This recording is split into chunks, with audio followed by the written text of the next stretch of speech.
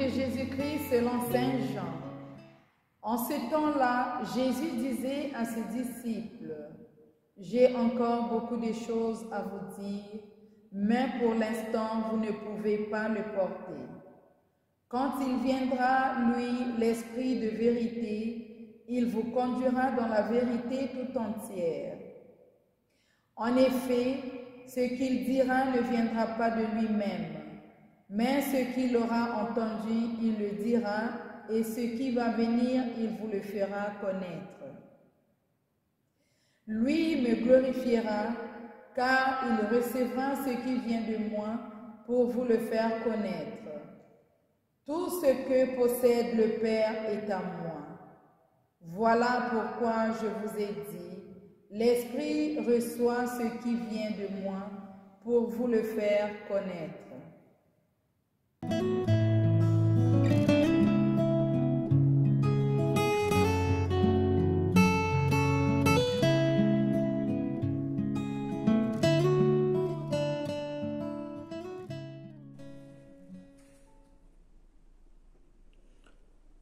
En commençant le temps après la Pentecôte, la liturgie dominicale met devant nos yeux en ce premier dimanche le mystère de la très sainte Trinité. La solennité de ce dimanche n'a pas pour but d'expliquer le mystère ou de convaincre qui que ce soit, mais simplement d'inviter les fidèles à célébrer. Le texte de l'Évangile selon Saint Jean ne fournit pas d'ailleurs d'explication sur la Trinité. En effet, Jésus, selon l'Évangile Saint Jean, attribue un double rôle à l'Esprit. Celui-ci est d'abord un défenseur auprès des disciples. Cet aspect n'apparaît pas dans l'extrait de ce dimanche. Le passage lu aujourd'hui présente l'autre rôle, celui d'interprète et d'enseignant. En d'autres termes, l'Esprit va occuper les mêmes fonctions que Jésus du temps de son passage sur terre. Le Christ a pris la défense de ceux qui en avaient le plus besoin, les infirmes, les possédés, les malades, les pauvres, les impurs et autres éprouvés de la vie. Le Christ a aussi abondamment enseigné, offrant une parole de vérité sur son Père et sur le royaume. Par ailleurs, ce passage de l'Évangile selon Saint Jean a été retenu parce qu'il articule subtilement les relations entre les trois composantes d'une même réalité, le Père et le Fils et le Saint-Esprit. Il offre un éclairage privilégié sur le mystère qui permet de l'apprécier, de le goûter un peu mieux sans l'épuiser, bien entendu. Quant à la deuxième lecture, contrairement à l'habitude, elle est en lien direct aujourd'hui avec l'Évangile de par la mention de l'Esprit Saint. Ce passage a été choisi essentiellement pour la solennité de ce dimanche à cause de ses actions trinitaires. Comme le texte de Jean, celui de Paul montre que Dieu est à l'origine de tout, le Christ et l'Esprit Saint étant les véhicules de son action.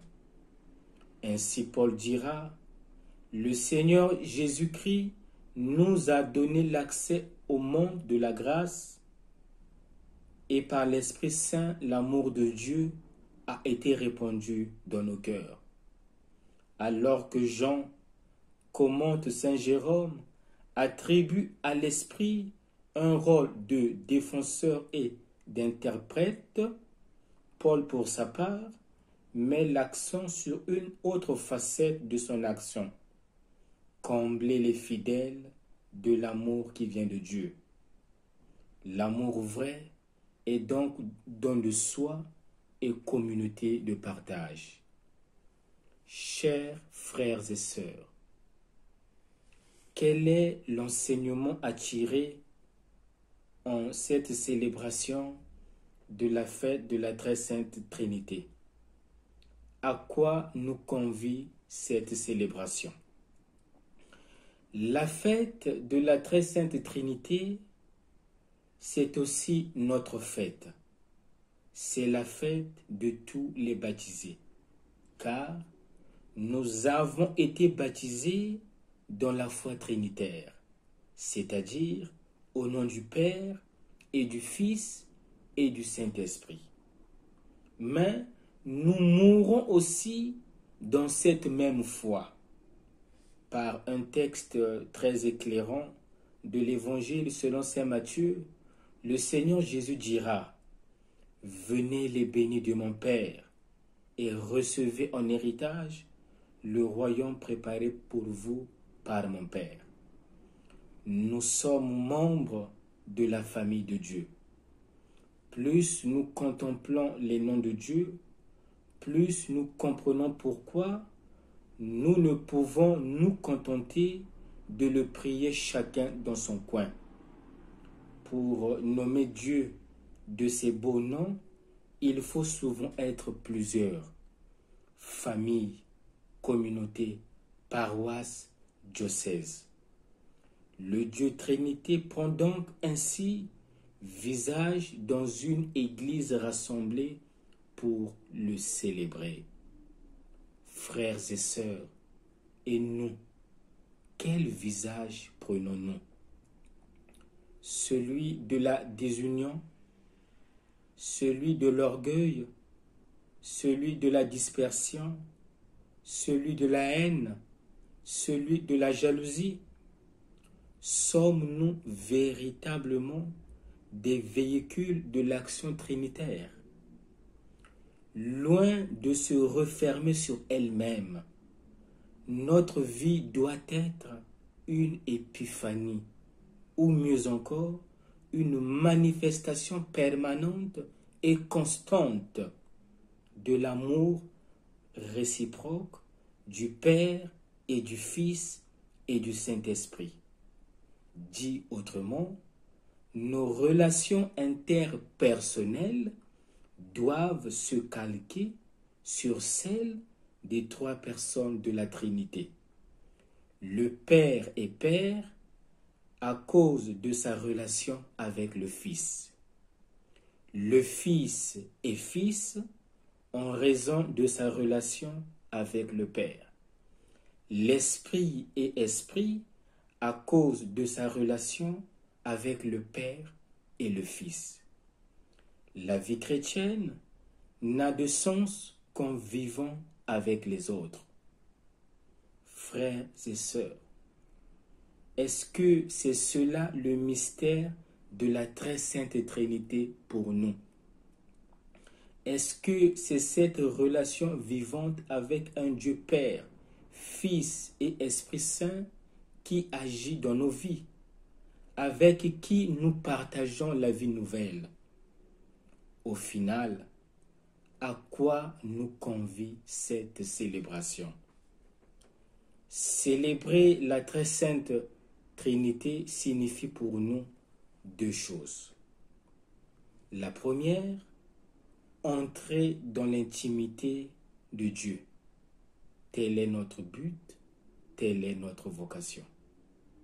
La deuxième, être les véhicules de l'action du Père et du Fils et du Saint-Esprit.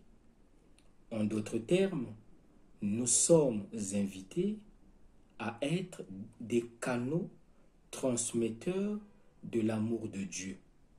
Nous sommes invités à être des bâtisseurs de l'amour de Dieu partout où nous nous trouvons, au travail, à l'usine, à la maison, en famille. Sommes-nous conscients de cela? Bonne fête à tous les religieux trinitaires et à tous les baptisés.